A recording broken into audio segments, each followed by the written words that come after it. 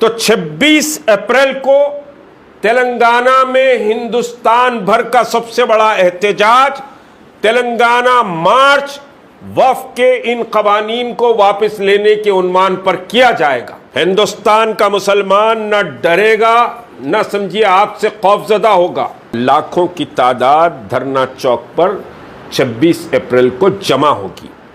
Joint action committee ये मुतालबा करती है कि यह बिल को रोल बैक किया जाए, वापस लिया जाए। यह बिल जमहूरियत की रूह का कत्ल के मुतरादिफ है और 20 करोड़ मुसलमानों के साथ बहरहाल 232 मेंबरान पार्लियामेंट ने इस बिल की मुखालिफत की है। तो इसके माने ये हुए कि तकरीबन जितने वोट पड़े हैं उसमें 30% वोट इस बिल की मुखालिफत करते हैं और भारतीय जनता पार्टी मामूली अक्सरियत की बुनियाद पर भारत को हिंदूवादी मुल्क बनाने और हिंदू राष्ट्र बनाने की तरफ जाना चाहती है, जबकि उसकी अक्सरियत पार्लियामेंट में नहीं है।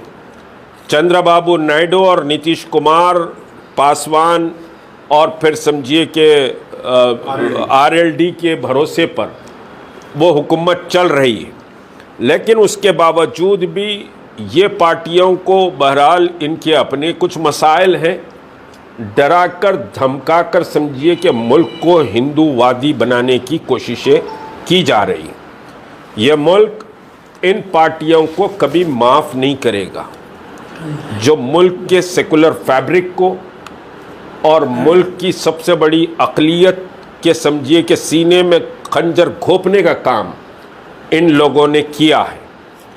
अब जॉइंट एक्शन कमेटी ने तेलंगाना मार्च का जो ऐलान किया है, वो तेलंगाना मार्च, अभी कोर कमेटी की हमारी मीटिंग हुई, वो तेलंगाना मार्च 26 अप्रैल बरोज़ हफ्ता बाद नमाज ज़ोहर इंदिरा पार्क धरना चौक पर होगा।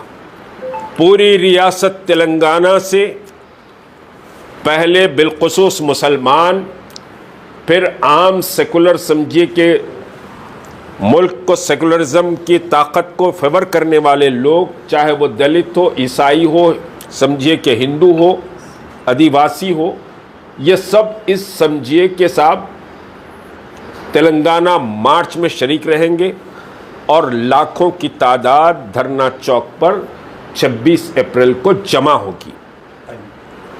बाद नमाज ज़ोहर समझिए, बल्कि मैं गुजारिश करूंगा शहर के लोगों से और अजला से जो निकल रहे हैं, कोशिश करें कि ज़ोहर की नमाज वहीं पढ़े। तो 2 बजे, यूँ समझिए कि 2 बजे से 5 बजे तक का इसका वक्त होगा और ये एक ताकत का मुजाहरा है इस बिल को रिजेक्ट करने के लिए।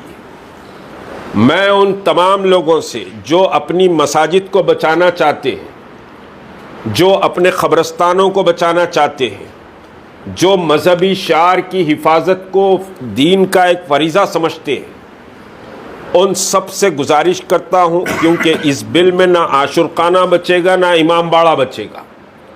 इस बिल में ना मस्जिद बचेगी, ना दरगाह बचेगी, ना क़ब्रिस्तान बचेगा। मैं बिल के समझिए तफसीलात में जाना नहीं चाहता, बहुत बहस बिल के मुख्तलिफ नुकात पे हो चुकी है, तो कोई चीज़ नहीं बचेगी। भारतीय जनता पार्टी और आरएसएस आपको इस मुल्क में न सिर्फ दूसरे दर्जे का शहरी बनाना चाहती है, बल्कि आपके मजहबी तमाम हुकूक को छीन लेना चाहती है। मुसलमानों को जलील और रुस्वा करने के लिए यह बिल लाया गया है और मुसलमानों को डराने और धमकाने के लिए यह बिल लाया गया है। हिंदुस्तान का मुसलमान न डरेगा न समझिए आपसे खौफजदा होगा। हम अपनी एक अजीम तारीख रखते हैं और इस बिल की वापसी तक समझिए कि हमारा एहतजाज जारी रहेगा। हम बिल की वापसी का अज़्म रखते हैं और मायूस होने की भी ज़रूरत नहीं है। इस कौम में वो ताकत है कि वो समझिए कि आंधियों को रुख को मोड़ी, तो मोदी और अमित शाह या फिर समझिए कि मोहन भागवत कोई चीज़ नहीं होती। आपकी अपनी एक अजीम ताकत, अजीम समझिए कि तारीख है और उस तारीख की बुनियाद पर आप इन हालात का मुकाबला करने के अहल हैं। आप कोई कमजोर नहीं है।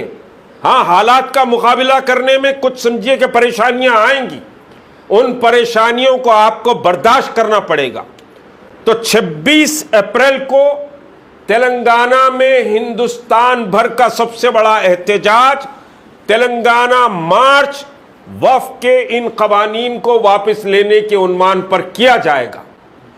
मैं गुजारिश करता हूं तमाम दीनी मदारिस के तलबा से, तमाम दीनी मदारिस के असातिज़ा से, अइम्माए मसाजिद से, खतीब हजरात से, मसाजिद कमेटियों की समझे जिम्मेदारों से, मोहल्ले की तमाम छोटी बड़ी ऑर्गेनाइजेशन से, मिल्लत की तमाम जमातों से और मिल्लत के समझिए उन तमाम सियासी कायदीन से जो मुख्तलिफ जमातों में हैं, वो एक आवाज़ होकर इस 26 मार्च के तेलंगाना मार्च में हिस्सा ले।